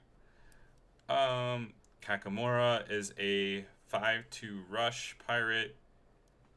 Does quest for 1, but 4 ink uninkable. Because of the uninkability, I'm going to throw this one in C. 2 cost Kakamora to inkable 1/3. When you play as character, chosen pirate character gains evasive until the start of your next turn. That's pretty good. It's kind of a Diablo hate for pirates because you probably don't have a lot of evasives within the pirate realm. Yeah, I'll put that in B. I think this might see some fringe play. Is it till the end? Start of your next turn, yeah. Yeah, this card is actually not bad. And you could choose it self, which, I mean, could sometimes be relevant, but maybe not. I think that card's pretty solid. Keep it in B. 3 cost Jasmine, inkable. I haven't seen this card either. 3 cost, inkable, 2/3. Whenever this character quests, each opponent loses 1 lore. Oh, we got a little bit of lore stealing, like it's set 1 Aladdin. 2/3 for 3. Quest for 2, but kind of quest for 3 because you're taking 1 away from your opponent. Potential. Then you could play the shift Jasmine, but now I'll put this in B. Does this have all other exerted characters? So you can actually bounce your own stuff back to pseudo protect it. This is like fringe A, I think. If there's enough Jasmine support, because you have to shift it though. Like I'm not a big fan of the shifting stuff. Like you have to shift it to get its effect. We'll keep it in B for now. Raya, 4 cost inkable, 3/3. Once during your turn, whenever a card is put into your inkwell, you may ready another chosen character of yours. They can't quest for the rest of this turn, so double attacks, sing. This could be a red steel potential. I'll put this in B. I don't think this card is bad at all. That effect is pretty relevant. 2 cost, uninkable, evasive, windy darling. She is a pirate and a captain. 1/2 evasive. While you have another pirate character in play, this character gets 1 attack and +1 lore. Interesting, but she's uninkable, so she would trade with Diablo if so it'd only be a 2/2 though, so it doesn't live either. It doesn't get the extra health. Only quest for 1 without a pirate. She's always evasive. I think this card is bad. I'm gonna put it in C. John Silver. Whenever this character quests, you may deal 1 damage to another chosen character of yours. If you do ready that character, they can't quest for the rest of this set. Or this turn. Jeez. 4 cost, uninkable, 2/4. Quest for 2. It's another quest to have an effect card. Has a lot of subtype keywords. So alien, pirate, captain. There's a lot there. I'll put this in B. Has to be your character. So again, in red, self-damaging, heal with Rapunzel, and red-yellow, or even potentially in red-purple. Now there's a lot of damage movement in red-purple, so I'll throw this one in B. I think that might see some play. Vanellope von Schweetz. It's a cool art. I like this art a lot. At the start of your turn, if this character is at a location, draw a card and gain 1 lore. Solid. Pretty solid. She has to be at a location. That's a quick answer though. Like if you have Sugar Rush out and you play this, move her there. Your opponent's sweating a little bit because now they have to at least kill a Sugar Rush. And if you're on the play, they're only on turn 2. So outside of something like a Fox and something else to be able to swing in, this card is good. I may put this in A. No, I'll put it in B. I'll put it in B. I don't think this card. I'm gonna put this one in C. Yeah. All right. Good. Michael Darling, another pirate. 1 cost, 2/2. So your standard 1 cost 2/2s, but he is a pirate. So because of him being a pirate, I'll put him in C instead of the theme deck. Aladdin, 2 cost, 2/3 vanilla. Aladdin does have some shift targets, but I think they're on turn 5. I think he shifts, so this one is pretty unplayable. I think I skipped ahead there, but that's alright. Abu, a 5 cost, uninkable, 4/4 with rush. Maui is a 6/5, but he doesn't gain any lore. This with Shadow would be interesting. I know that's a 4 cost uninkable into a 5 cost uninkable, but it would definitely be interesting. I'm gonna throw this in B. I think it might get some play. I'd like to experiment with that card. 4 cost Markowski Space Trooper. 4 cost and 4 cost inkable. Sorry, 3/2 evasive, quest for 2. Probably not good enough. I'm gonna put this one in C. Mickey Mouse, 3 cost inkable, courageous sailor, not a pirate, 2/4. While this character is at a location, he gets +2 attack. That's what's gonna be in C tier. It's not a good card. 3 cost inkable, Adora Beazle, Winter Pop, Ice Rocket Racer, 1/5. While this character has damage, she gets +1 attack. So this would work with that John Silver. I wonder if that John Silver actually could work with the Donald Duck from a couple sets ago. That's also red. That gets lore based off how much damage it has. This card I don't think is gonna get play. It's not. I mean, 1/5 is a good stat, like a body, but I don't think that this just questing for 2. I mean, think of like a Lawrence, right? Lawrence is a 4/4 until it has damage, and it quests for 2. This just doesn't do anything else but gain. So this is unplayable. This card I think may be in S tier. I'll put it in A for now, but 1 cost inkable Moana. This character can't challenge unless you have a captain character in play, but she can still quest. She's a 3/2 that quest. Winter Pop with Sugar Speedway. I'll look back at it in a second. Can't challenge unless you have a captain character in play. This card is very good. It trades with a lot. So even if it's questing and not challenging, you're still getting a lot of value out of it for a 1-cost inkable card. So yeah, I'm all in on this one. I think it's a good card. I'd almost put that on S tier, to be honest with you. What were you saying about Winter Pop?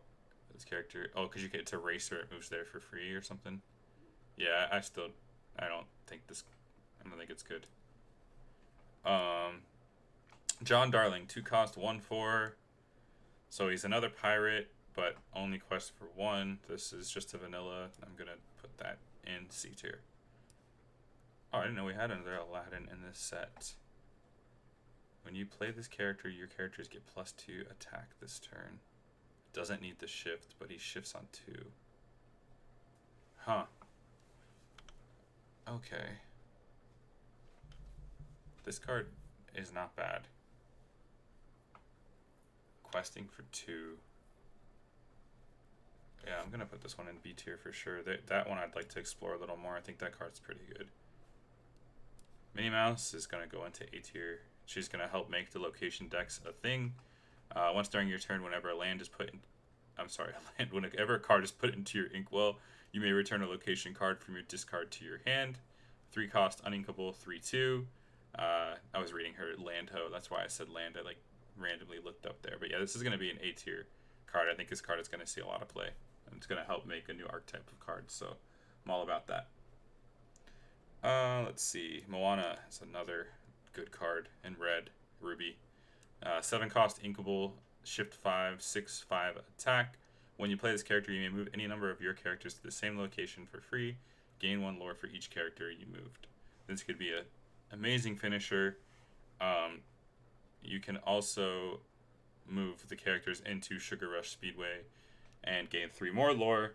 So you could this thing could hit for 5 or 6 lore easy. So super interesting card. This is like right on the verge of S tier for me, I think.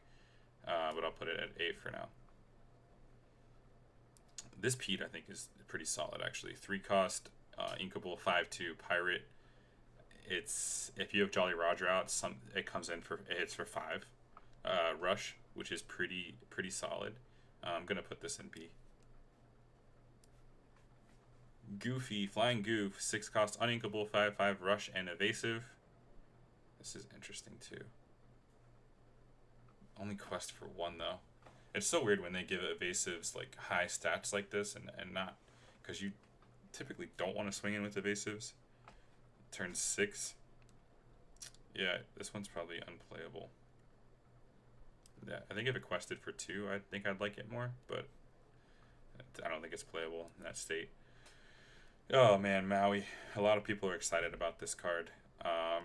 6-cost, inkable, 7/5 evasive. Whenever this character challenges another character, you may return an action card from your discard to your hand. Whenever you play an action card, gain 1 lore. So similar to what I just said about Goofy, it only quests for 1. It's inkable, which is a good thing. Its effect, the action effect, the second effect, I think is actually very good. The first effect, where you have to challenge to return an action from your discard to your hand, I'm not as sold on. I think that it can be good, but those effects don't seem to do very well in Lorcana meta. Think of Queen of Hearts, Shere Khan, similar effects like that, to where they have to challenge to get a effect to happen, and it hasn't really done well. So I'm gonna put this one in B tier. Got a few more red cards, ruby cards left. Hades, 5-cost, uninkable, 4/3, exert, pay 3, banish one of your characters, banish chosen character. Banish one of your characters, banish chosen character. So if you have a bunch of cheap costing things, 5-cost, uninkable though. Yes, it's C. I think it's a C tier card, especially for a legendary. But could I be wrong on this? So imagine you restand it and can do that effect twice. If you pay 6, but you're playing your own characters, that's another effect that hasn't done well historically in Lorcana. Think of things like Dinner Bell. Whenever you're getting rid of one of your own characters, it's not as good. Now, this could be good if you did Prince Eric and then this, and you're getting rid of 2 of their characters for one of yours. That's pretty good. I'm gonna keep it in. I'm gonna keep it in C. It could be a B, but I don't think it's gonna be much higher than that. Tigger. This is gonna go in a green-red deck for sure. Whenever you play an action, this character gets +1 attack and +1 lore this turn. I think this card is pretty good. I'm gonna put it in A because it's gonna create some build around. I think it's gonna be a pretty solid card. Red has a lot of pretty good cards this set. Ruby does always have a pretty good amount of cards. Scar, the set championship promo.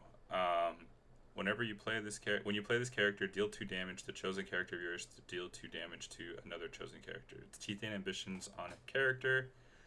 I think this card is playable. I'm gonna put it in B. It's gonna need some work, but I'm interested to see what people come up with within this deck with that Scar. Thievery is an A tier card, I think, for that green-red deck we mentioned. Chosen opponent loses 1 lore, gain 1 lore, 1 cost inkable. So with that green location we mentioned before, if this is your second action, you know, you could be gaining 4 lore and your opponent loses 1. So it's interesting. I think it's going to be a good card. Lead the way. Your characters get +2 attack this turn. So this is like Aladdin's effect on an action card. Probably not good enough, yeah. Because you're in red, right? If you're playing in red, you already have access to so many high attack characters. Do you really need an action to help you get over that line? The islands I pulled from the sea. This is one of my favorite cards. I think this is just going to continually get better. This is a 3-cost uninkable song. Search your deck for a location card. Reveal that card to all players and put it into your hand. Then shuffle your deck. So this card, one combo that comes to mind for me is if you have a Jim Hawkins out and he's at a location and you top deck this and you're in yellow, you sing this song with Jim Hawkins, you get the Sugar Rush Speedway in your hand, and then you banish it, draw 3, and gain 3 lore. That's pretty good. I think this card is going to be very interesting. I think people are going to build around it. I'm going to put it in S. My first Ruby card in S there. Energy Blast, banish chosen character, draw a card, so it's a more expensive Dragonfire that draws a card. This is unplayable. 2-cost uninkable Longboat. Oh! Sploosh Magoo. Yeah, subscription. Thanks, dude. Bro, I appreciate it. 2-cost uninkable item. Pay 2, chosen character of yours gains evasive until the start of your next turn. So it gets it until the start of your next turn, so they can't interact. I'm gonna put this in B. There may be something that uses that I'm not thinking of yet, but that's a good effect. It's uninkable and costing 4 right off the rip is, I don't know, but it's another thing that helps you kill Diablo, which decks need to be able to kill Diablo. 1-cost gold coin, 1-cost inkable item. Exert, pay 1, banish this item, ready, chosen character of yours. They can't quest for the rest of this turn. I don't think this card's good at all. So go and see. Card Soldier Spear. I haven't seen this card either. Your damage, it's an item. Static effect, huh? Is this like the first static effect we have on an item? That's pretty interesting. Your damage characters get +1 attack. This actually isn't bad. This stops Gothel from getting hit by Medusa. This card is not bad. I'm going to put this in B, actually. I think this card is, yeah, it's not bad. And then Maui. If Maui kills one thing, now he's 7. You could swing into a castle or something. I think that's going to be interesting. Yeah, tutor with no conditions, unlike Merlin. Absolutely. Let's see here. Flotilla location, 2-cost uninkable. Pay 2 to move in, 6 health. At the start of your turn, if you have a character here, all opponents lose 1 lore and you gain lore equal to the lore lost this way. Sorry if you have a character here. All opponents. So multiplayer, I guess. I don't think this card's good enough. Doesn't gain lore by itself. You have to have a character there.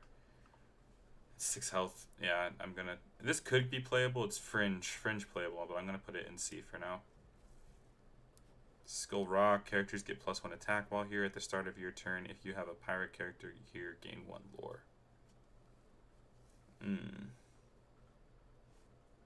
This one's inkable, and it only cost 1 to put them in. I think this is probably more playable than the other one, but I don't like the extra text on locations that don't just get lore inherently. They have to have something else happen, unless what they do is very, very good.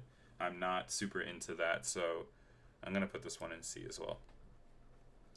That's going to do it for our Ruby cards.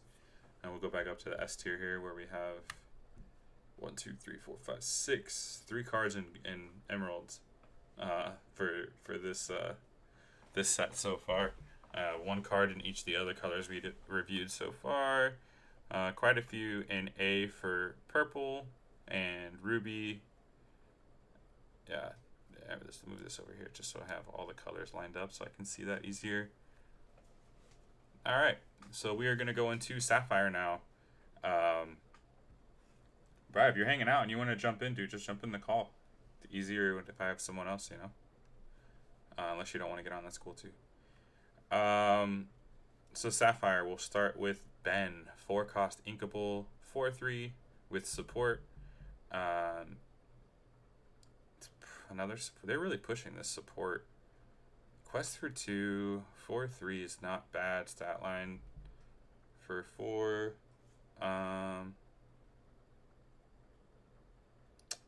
Maybe this is probably like right at the end of B. I'll put it in B. I think it could be played. Whenever this character quest, chosen inventor character gets +1 lore this turn. 2 cost, 1/3, inkable. Yeah, this one I don't think is played. I don't like a lot of these that have to quest to be able to give value. That can just be killed before they like. Goofy and Alice are outliers on that because they have ward. They're almost guaranteed to quest most of the time, at least once. So that's a little different. But this, I don't think this effect is. There's also not that many inventors yet. There's a couple that are relevant, but not enough that I think is going to be super, super important. 3 cost inkable gadget hack wrench. When you play an item, this character gets +1 lore this turn. This is interesting. I haven't seen this card either. When you play an item, I wonder, can you trigger this twice? Do you guys know if you can trigger this more than once? If you play an item, this character gets +1 lore this turn. If you can trigger it more than once, I think this is really good. Because you could microbots, and this. Yeah, I'm gonna put this one in B because I think it does work that way. The way it's worded. Whenever you play an item, this character gets +1 lore this turn. So you would just keep getting +1, +1, +1. I think. If anyone has an opinion on that, I'd love to hear it because I'm not 100% sure on that, and I'd like to know. Oh, she's got a shift target too. While you have 3 or more items in play, you may pay 1 less to play inventor character. Oh. 1 ink less. That's kind of like whatever. Pretty easy to get 3 more items, but yeah, this is probably C tier, I think, actually. Quest for 3, though. 3, 6. 6 cost. Shift 4. You'd have to play the other gadget. Nah, I'm going to put this in C. Zipper, 3 cost inkable with ward, 2/2. During your turn, whenever a card is put into your inkwell, another chosen character gains resist +1 until the start of your next turn. This is interesting. I'm gonna put this in B because ward is pretty strong. Cards put into your inkwell, another chosen character gets resist. Yeah, this card's pretty good. I think that card's pretty strong actually. Oswald, I think, is a pretty good card. During your turn, whenever a card is put into your inkwell, you may reveal the top card of your deck. If it's an item card, you may play that item for free and it enters play exerted. Otherwise, put it on the bottom of your deck. If you play Lucky Dime for free, like that's probably like what you're looking to do with this card. I think he's an A tier card. I haven't got the chance to play with him yet and test, but and the ideas, I think he would be pretty good. 1 health is kind of bad, but again, you have, if you're playing in green, you have Goofy, but just in blue, you have Alice, who could protect Oswald the turn you play him down and set up your items so that you are able to just make sure you're guaranteed getting something off of that. So yeah, that's, I think Oswald's very interesting. Yokai. 4 cost, inkable. Whenever this character quests, you may return one of your items to your hand to pay 2 less for the next item you play this turn. So this would bounce a popsicle and play it for free. Playable card, good card, solid stats. This will be in B tier. Pleekly, when you play this character, put chosen character of yours into your inkwell face down and exerted. This is not a May trigger, so I don't know. I'm not a big fan of this card. I don't think. If there was a card that said when it gets put into your inkwell, do something, like that would be kind of cool, but I don't think we have that yet. So I'm gonna put Pleekly in and see for now. Hero Hamada, search your deck. 3 cost, inkable, 0/3. Exert, pay 2. Search your deck for an item card or a robot character card. Reveal it to all players. Shuffle your deck and put that card on top of it. So it's one of those pseudo tutor cards. Doesn't go into your hand, goes on top of the deck. Not as much of a fan of this as I am as the one that gets to put the cards in. This is going to stay in C tier for me. I don't think this card is that good. Maybe I'm wrong, actually. If you put, like, if you need Dime to win the next turn and you know you have, like, a Flaversham out or something else that's going to draw cards, yeah, I'm going to put this in B. It might be better than I'm thinking it is. Hey. When you play this character, exert chosen opposing item. It can't ready at the start of its turn. During your turn, this character gains evasive. Exert chosen opposing character or opposing item. It can't ready at the start of its turn. So you're looking at Fishbone Quill, maybe Greatstone Dragon. I don't think this card's very good. It's gonna go and see. Sour Bill. 3 cost, inkable, 2/3. When you play this character, chosen opposing character gets -2 attack this turn. Is it 2/3? This turn, -2 attack. Opposing character, you can't target your own stuff and muse it. I don't think this card is playable. I'm gonna put it in C. Nick Wild, 1 cost, 1/2. While you have another character with support and play, this character gets +2 attack. Becomes a 3/2. I don't think this card's good. This is going to go in C. Wasabi. I think this one's interesting too. 4 cost, inkable, 3/3. When you play this character, you may banish chosen item. Its player gains 1 lore. During your turn, this character gains evasive. Could be interesting to fight off a Diablo or something like that. Stat line's not bad as a 3/3. I think it's going to see some play. Blurple could potentially play this card. I mean, you could, at the cost of a lore, if you kill like a Dime or something, like that's not bad. Or Quill is even better, right? To stop them from ramping, to stop Flabbersham from drawing. I'll give them 1 lore to stop them from being able to draw, I think, at that point in the game. So yeah, honestly, this is B. This will probably see some play. 3 cost, inkable, Nick Wild. Shift 1 shift. What? Shift 1. While you have an item in play, this character can't be challenged. Huh. This is interesting. While you have an item in play, this character can't be challenged. So you have to be able to deal 3 damage to it. You could brawl it. That would kill it. Sisu also kills it. If you give it something like Eye of the Fates, and it can quest enough. I'll put this in B. That's an interesting one. It doesn't have a lot of keywords that are, like, you know, relevant, I don't think, but an interesting card. 2 cost, gadget. This is an inventor, so that keyword, I know you have that shift target we talked about earlier, but 2 cost, 2/3 is just not very good. I'm going to put it in C. It's not in the theme deck playability, but it's potential because it has a shift target. Dr. Delbert Doppler. 4 cost, 4/4. Inkable. Yeah, I think this card sucks. Tadashi Hamada. There's a couple of these. I like a lot of them. This character gets +1 attack and +1 toughness for each item you have in play. 6-cost inkable, quest for 3.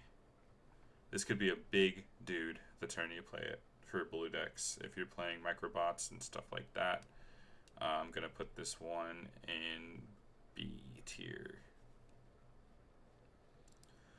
Hero Hamada. Your other adventure characters gain resist +1.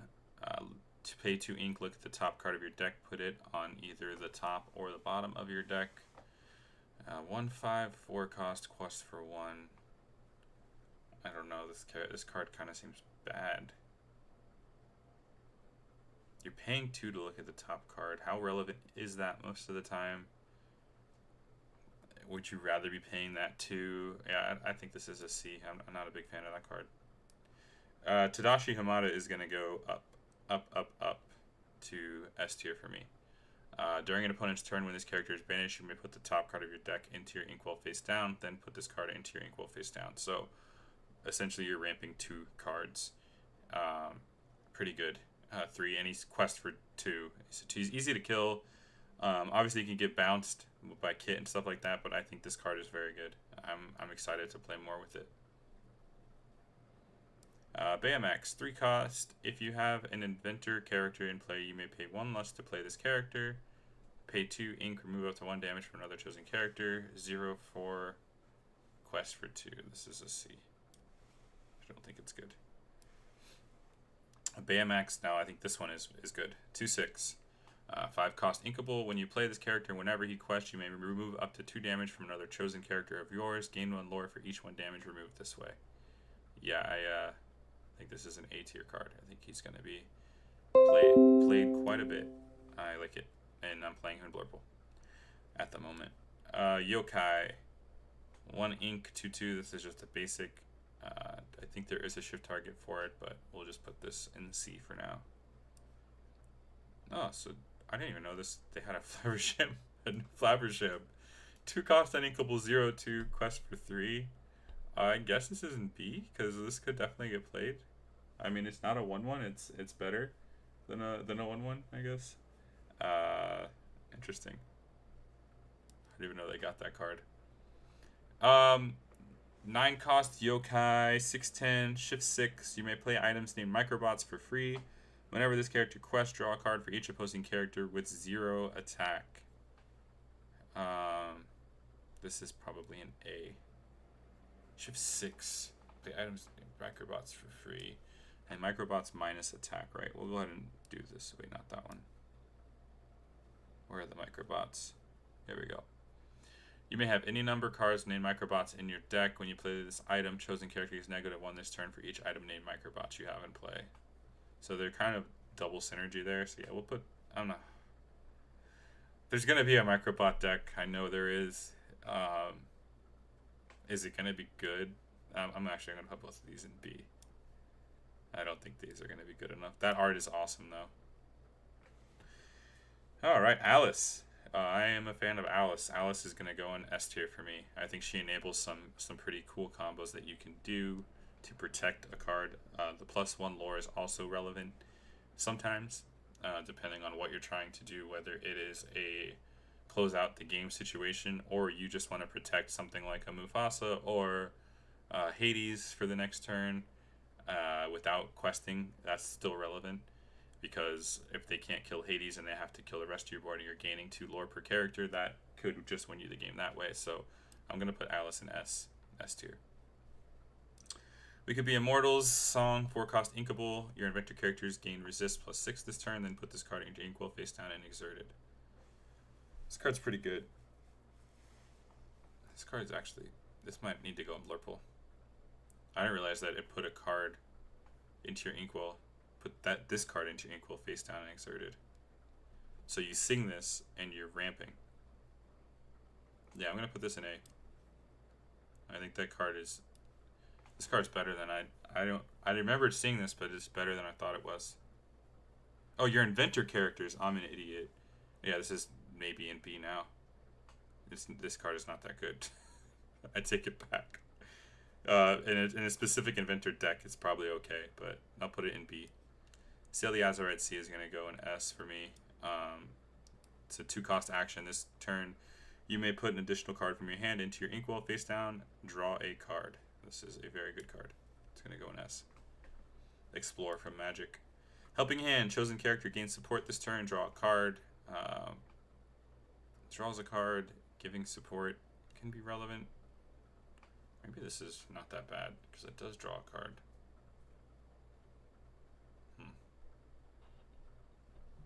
Then you still get a quest effect from something else. I'm going to throw it in B. That card might be better than I thought. This is crazy art. Prepare your bot. 1 cost inkable action. Choose 1 ready chosen item. Ready chosen robot character. They can't quest for the rest of this turn. Readying chosen item is kind of insane. So if you have a dime out, you pay 5, right? 2 to activate it once. Pay this to ready it again. Another 2. And you can gain a lot of lore. So yeah, this one's I'm going to put in A. I think this card's pretty good. Also, just double ramping is also good if you're, you know, playing a ramp deck, which most blue decks are. Baymax Healthcare Chip, 2 cost item. Exert, choose 1, remove up to 1 damage from chosen character. If you have a robot character and play, remove it to 3 damage from chosen character. So, this is C. I don't think it's very good. Healing doesn't really do much in Lorcana for some reason, unless you're taking the damage off and putting it on someone else. 3 cost item, Jumbo Pop, banish this item, remove it to 2 damage from each of your characters, draw a card.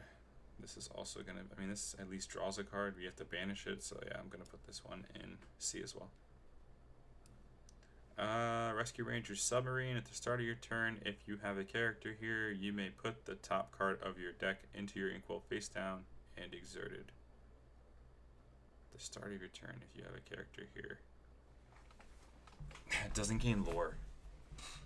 It doesn't gain lore. But it's ramping. And it's probably pretty easy to put a character here. And by the time your opponent can react to this, you've already probably got at least 2 cards. Yeah, I'm gonna... So if you have a character here... Only, yeah, I'm gonna put this one in B. I think it's playable. I might mess around with that one too. Institute of Technology, 1 cost, location, 1 to put in 5 health. Inventor characters get +1 toughness while here. Start of your turn if you have a character here, gain 1 lore. This is another one of those that you have to have a character here. Same thing with the Rescue Rangers hideout, but I don't like this one as much as I think. Yeah, I'll just put them next to each other. They're both kind of on the same tier. All right, that's it for Sapphire there. We are moving on to our last color of Steel. So for Steel, we'll start with Kakamora, 1 cost, uninkable, 0/2 pirate. When you play this character, if you have another pirate character in play, you may deal 1 damage to chosen character or location. This would be playable in any pirate deck, I think, because it's a character and it gives that pirate subtext. Another Kakamora, this is the Pirate Chief. He's also a pirate and a captain. 7 cost, uninkable, 4/6. Whenever this character quests, you may draw a card and then choose and discard a card to deal 1 damage to chosen character or location. If you discarded a pirate character card, deal 3 damage instead. He has to quest though. Yeah, I don't think this one's good. I'm gonna put this one in C. I don't like cards that have to quest to get value. I'm sorry, it's just I just don't like it. There's too many ways to interact in Lorcana that stop things from questing. 2 cost Jim Hawkins, 0/4. During your turn, whenever a card is put into your inkwell, this character gains Challenger +2 this turn. So this would get, if you ink 2 things, this would be +4 Challenger. Yeah. That's pretty good. This card's good. I might put this one in A actually. I think this card's very good. And blue steel. Yeah.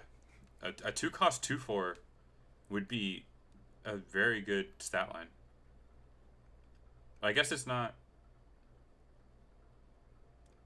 really a 2/4 because they can swing in and kill it with whatever you did, but you could also ink a couple of things in 1 turn and it'd be a 4/4 or even a 6/4 in some blue decks. I'll put it in B. I'm not going to put it in A. It's a good card. Mr. Big. 4 uninkable 1/1. Oh, they have another aggro card. This character can't be challenged by characters with 2 attack or greater. That's interesting, but 1 attack is, or 1 health is so bad. 1 health is so bad. Yeah, I don't think this one's playable. I'm going to put it in C. Mr. Smee, 2 cost. During your turn, this character gains evasive, 2 cost inkable. It's a pirate. Because it's a pirate, I'm going to put it into B because I think the pirates do need a little bit of help on the evasive side. So I think that card may be relevant there. It's only 2 health, so that's always kind of iffy, but I do think that still may see play. Another Mr. Smee. This is a Shift Floodborn Smee, 6 cost, uninkable, Shift 4, 3/6. When you play this character, you may deal damage to chosen character equal to the number of your other pirate characters in play.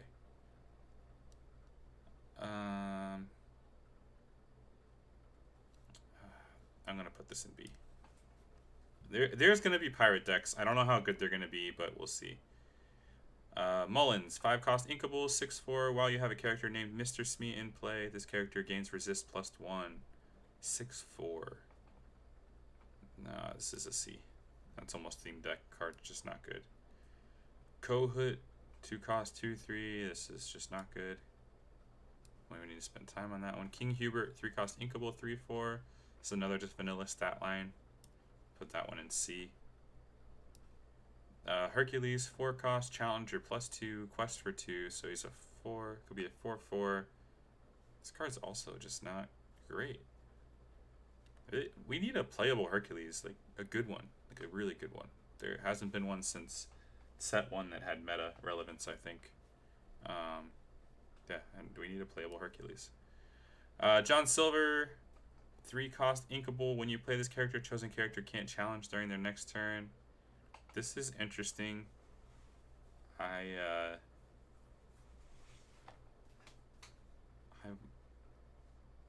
like this card. And I think it has a lot of subtext that's very relevant. I'm going to put this one in B. I'm not going to put it quite in A, but I think it's a good card. Mr. Arrow, a 2 cost 1/2 with resist +1. Quest for 2. Ooh. This card's good. And it's not a pirate. Ugh. It's an alien though. I'm going to put this in B. This is almost A. Resist +1, so that's very good. And a quest for 2. How is this not a pirate? It says Legacy's first mate. Oh, okay. Jim Hawkins, Floodborn Hero, 5 cost, uninkable, Shift 3. When you play this character, you may deal 1 damage to chosen character or location. It's a 5/5, quest for 2, Shift 3. This one will go B. You may deal 1 damage to chosen character or location. Yeah, this will go B. Oh, we got another Tuk. Oh, big Tuk. 5 cost inkable, 6/5. This is like Cerberus. Probably not gonna see play. No subtext that's relevant. Billy Bones. When this character is banished, you may banish chosen item or location. Do it on your turn so you can swing into something. This is a B tier. I think it's gonna see play. I don't think it's incredible, but I do think it's pretty solid. Pluto, 1/5 bodyguard. While his character has no damage, he gets +4. 4/5 bodyguard. I'm sorry, 5/5 bodyguard. This card's good. I did not see this card either. This character has no damage, he gets +4 attack. So it's a 5/5 unless they shoot it with a song, some kind of... I'm going to put this in A. I think this card is very good. Yeah, I think that card is very good. Alright. Mickey Mouse, 3 cost, inkable, 2/3. Your character's named Pluto, gain resist. Oh my god, you can play this with the Pluto. To give it resist too. Oh man, this is probably a C though. This is like a theme deck. It's just not good enough, I don't think. Cobra Bubbles. Do we finally have a playable Cobra Bubbles? 5 cost, inkable, 3/4 bodyguard. Think about what's best. 2 pay 2 ink, draw a card, then choose. So cycle. No, I don't think this is playable either. Yeah, unfortunately. This guy I think is playable. 5 cost 4/3 quest for 4 is kind of crazy. Yeah, I think that card is pretty interesting. Yeah, I'm impressed with this. 4 cost. That has to be like Maribel is 5, I think, and does she have 5 cost? I don't know. This Gantu is good. This could almost be A, I think. 4/3. Strength kills it. Zeus. There's some steel removal will kill it, but outside of steel, I guess you could exert it with Elsa. I'm gonna put it in B, but I do like that card a lot. I think this card's a trap, but people like it a lot. Wreck-It Ralph, 6 cost uninkable. Whenever this character quests, you may banish chosen item or location to gain 2 lore. Gains 3 ink, so potentially if there is a item or location out, you could also banish one of your own items or locations to gain that lore. So he can get 5 on a turn. Maybe he is A tier. I just think 6 cost uninkable. He has to quest to be effective. Right? That's the problem. But you could protect him with Goofy and Alice again. Yeah, I'll put him in A. The bottom of A. Calhoun, 2 cost uninkable, 3/2, resist +1. During your turn, whenever this character banishes another character in a challenge, gain 2 lore.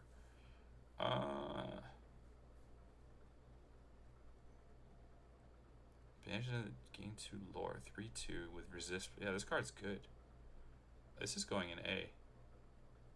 Resist +1, 2 cost. This card's really good, especially in like a purple steel shell. Huh. I normally don't like cards that have to banish a character to be effective, but this also quests by itself and it has resist.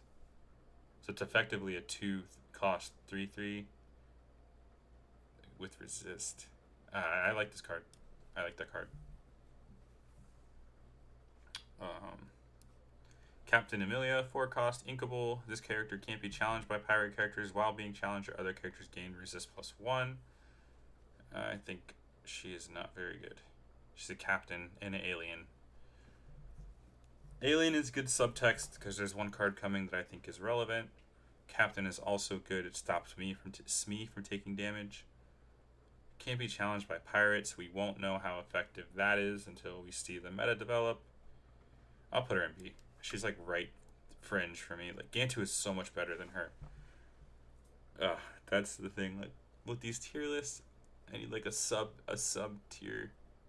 I'm gonna put Gantu in A because I like just looking at that, and I think he's on level with Calhoun.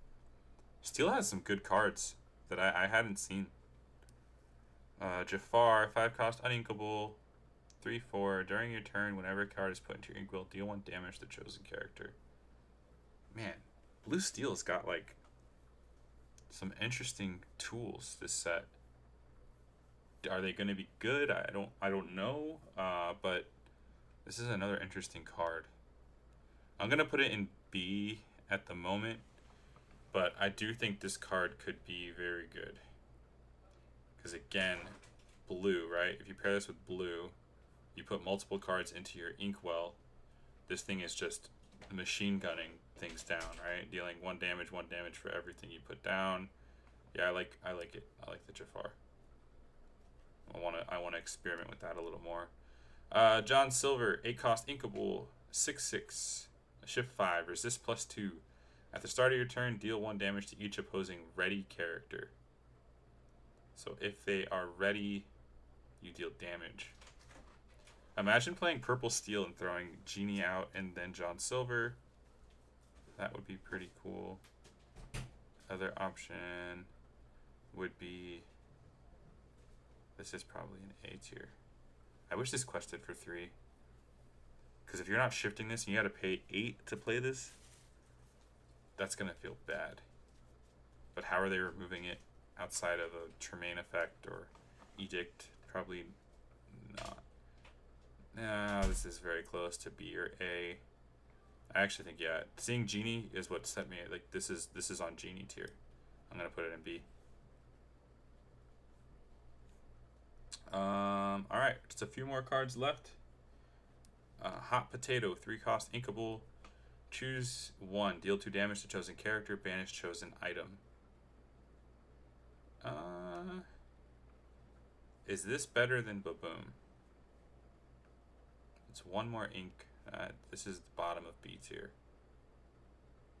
Flexibility. It's got a lot of flexibility. So I'll put it at the bottom of B tier.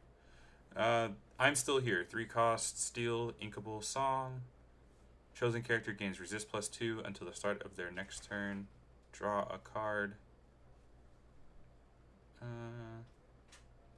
This is... I don't know if this is good. It's B, and it's not A. It's playable. I don't think it's gonna break anything, but it's definitely playable. 2-cost uninkable twin fire. Deal 2 damage to chosen character. Then you may choose and discard a card to deal 2 damage to another chosen character. Deal 2 damage to chosen character. Then you may choose and discard a card to deal 2 damage to another character. This kills Diablo. Could kill something else too. I almost want to put this in A. It's also Diablo food. If you're shifting Diablo out, could also be a good card. I'm gonna put it in B. It's not bad. Ambush. Action, 3-cost, uninkable. Oh, it's cool art too with the Lost Boys and the Pirates. That is awesome art. Exert one of your characters to deal damage equal to their attack to chosen character. It's like Savage Stomp. Oh man, is this good enough? You're paying 3 and you're exerting, right? So you're not singing, you're exerting that character, and you're still paying the 3 ink. But the benefit is you can attack. You can hit ready characters with this. I don't think this card is good. I'm gonna say this is C. If it was inkable, maybe it'd probably be in B. But yeah, C tier for me. Oh, this is another good art. 4-cost inkable, unfortunate situation. Each opponent chooses one of their characters and deals 4 damage to them. That's kind of good. This card hasn't been talked about at all. Well, it's not a song. You're probably just playing Zeus, right? Because you don't want your opponent choosing. Your opponent choosing is never good. And you'd rather play Zeus most of the time. I'm gonna put this in B though. I think it's definitely playable. King Sensor Core. Your Prince and King characters gain resist +1. Tap this, pay 2, reveal the top card of your deck. If it's a Prince or King character card, you may put that card into your hand, otherwise put it on top of your deck. This is Amber Steel Mufasa. This is interesting. You could play Pride Lands. Huh. I'll put in B. I want to explore that one too. It's a lot. I think Steel is. I must have seen the least amount of cards from. Training Dummy, 2-cost inkable item. Exert, pay 2 ink. Chosen character gains bodyguard until the start of your next turn. I saw this one. I don't think this card's very good unless you could do it on a card that just came into play. That would be awesome. Because then you could get it exerted and you could break Genie. Kill Diablo and Morph. Yeah, I see the play in that, but it's still a 2 for 2, right? Like you're paying your card. Well, maybe a 3 for 2 if they shifted Diablo out. But you're discarding a card. So yeah, I don't know. I guess if you play 2 Fire Cannons, it'd be a similar thing, right? It's very similar. Yeah, it's definitely not bad. Playable card for sure. And it's in B. Sunglasses, 4 ink item, draw a card, then choose and discard a card. This card is unplayable, I think. Treasure Mountain, This one got some talk. At the start of your turn, deal damage to chosen character or location equal to the number of characters here. So, funny thing is, this does not say may. This is a you must trigger. So if you have a character here and you have the only characters out or locations out, you are shooting your own thing with that. So pretty interesting. I think this is just okay. I don't think the card is super great. Because it costs 2 to put stuff in and it's uninkable. Unless you have a way to cheat stuff over, like Jim Hawkins effect, Tuk Tuk effect, stuff like that. Maybe there's a deck there. I'm going to put this at B tier as well. And last card that we have to look at from Steel for all of the cards, for all of the marbles, we got a 3-cost location, inkable, Galactic Council Chamber. When you have an alien or robot character here, this location can't be challenged. So I think this card is actually good. I'm going to put it in A. I mean, especially with this card here. This is also an alien card. So if that card... The one that is not in this set that I think is super relevant is John Silver. John Silver, the pirate, captain, alien, all the above subtitles that gains lore and resist off of how many locations you have. This, it goes hand in hand with him, I think. And I'm interested to try that out. So yeah, I'm gonna put this in A tier. And with that, we have finished our tier list for the set. We went through all 230 cards. I know it's a long stream. I appreciate you all for hanging out just to kind of see where we last placed off. So for S, we didn't have any steel cards in S. I honestly think if I was going to put a steel card in S, I think it would be this one. If I had to put one color, I think this card is very good, and it's only an uncommon. A 5/5 bodyguard for 4 is kind of crazy. I mean, it doesn't quest for 2, and I know it's only 5/5 until it takes damage, but that's still that's a big body. It's a big body, and it's inkable. So we got 1 amber card in S, 1 purple card, or amethyst, 3 emerald cards, 1 ruby card, and 3 sapphire cards. Quite a bit in A for amber. Amethyst has quite a bit in A as well. Sapphire has a few. Steel has a lot because I didn't put any of them in S. And then B is kind of like the playable cards I think we'll see that I wouldn't be shocked to see played. C, on the other hand, are cards I think that we're not going to see played unless it's a very niche scenario. So yeah, super fun. I hope you guys enjoyed it. Thanks for hanging out for any of you that came by. Pay attention to the stream. I'm sure we'll do some more streams coming up here with actual gameplay.